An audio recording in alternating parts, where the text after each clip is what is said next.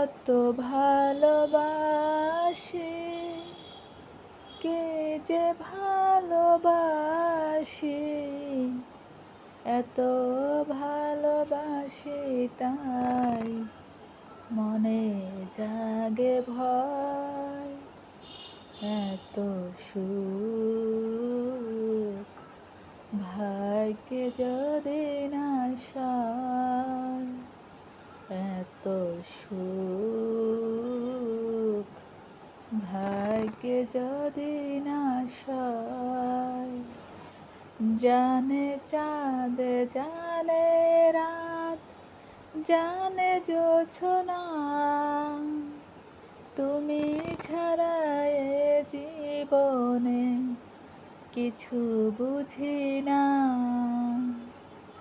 জানে চাঁদ জানে রাত জানে ওই ঢেউ, তুমি ছাড়া এ জীবনে নেই আর কেউ। এত সুখ ভাগ্যে যদি না সয়। জানে ফুল জানে ফল জানে ওই ঢেউ, তুমি ছাড়া এ জীবনে নেই আর কেউ। জানে ফুল জানে ফল জানে জোছনা, তুমি ছাড়া এ জীবনে কিছু খুঁজি না। এত সুখ ভাগ্যে যদি না সয়। কত ভালোবাসি, কে যে ভালোবাসি, এত ভালোবাসি তাই মনে জাগে ভয়। এত সুখ ভাগ্যে যদি না সয়, এত সুখ ভাগ্যে যদি না সয়। হ্যালো ফ্রেন্ডস, আসসালামু আলাইকুম। কেমন আছেন সবাই? আই হোপ যে যেখানেই থাকেন না কেন সবাই অনেক অনেক ভালো আছেন, আর আমরাও বেশ ভালো আছি আলহামদুলিল্লাহ। ডিয়ার ফ্রেন্ডস, প্রথমে আমি আপনার নিকটে একটি আবেদন করছি। প্রথমে আপনি আমার ভিডিওতে একটি ছোট্ট করে লাইক দিয়ে কন্টিনিউ করতে থাকুন। আর হ্যাঁ, যদি ভিডিওটি ভালো লাগে এবং যদি আপনি আমার চ্যানেলে নতুন হয়ে থাকেন তো চাইলে আমার চ্যানেলটি সাবস্ক্রাইব করে আমার বন্ধু হতে পারেন, আর ফ্রেন্ডস কিংবা ফ্যামিলির মাঝেও শেয়ার করতে পারেন। আর কাজটি যদি আপনি অলরেডি করে থাকেন তো আপনাকে অসংখ্য অসংখ্য ধন্যবাদ।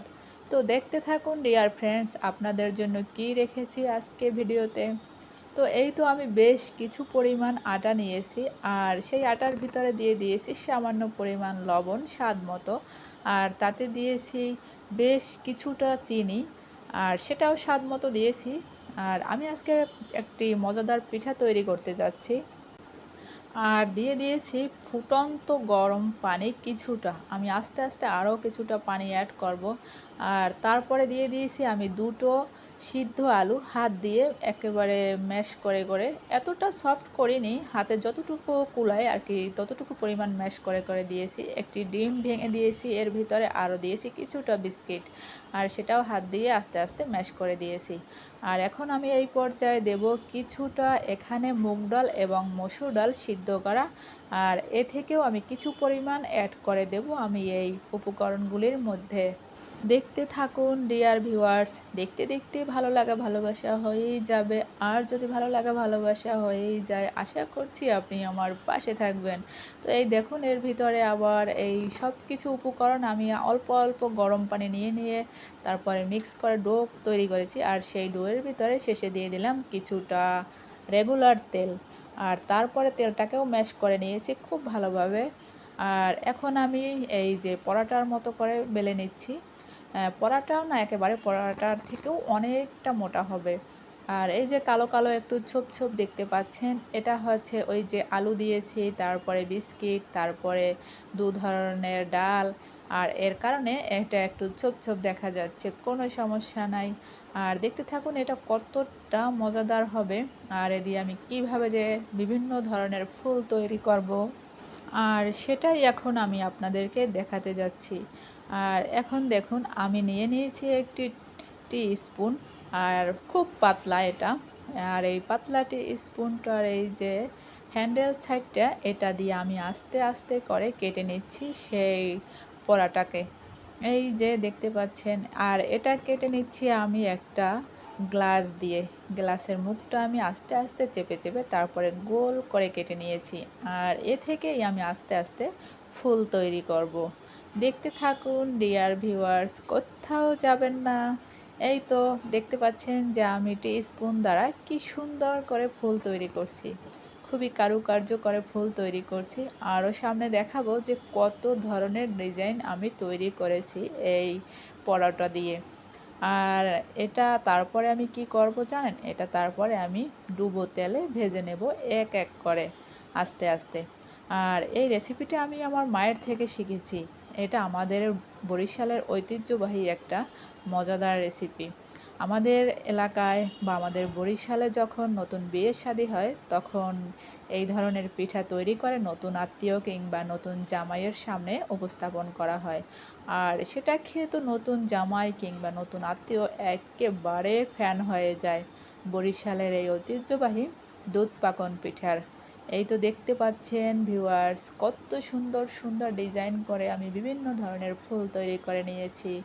বিভিন্ন ধরনের ফুল পাতা, কত সুন্দর ডিজাইন।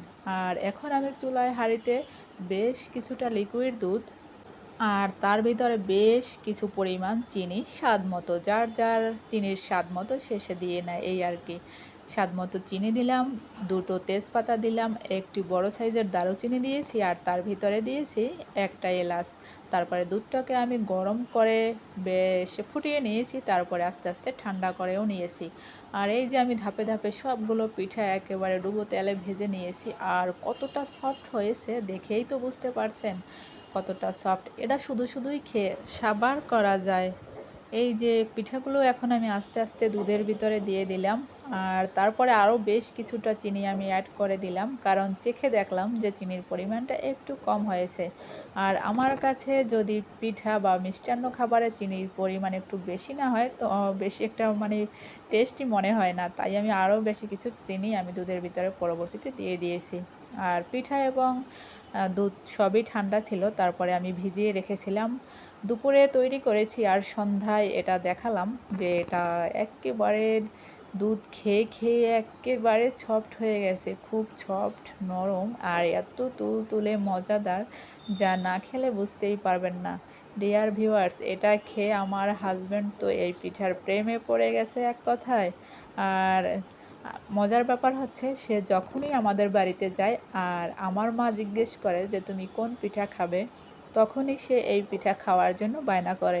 তো বুঝতেই পারছেন যে এটা কতটা স্বাদের, কতটা মজাদার।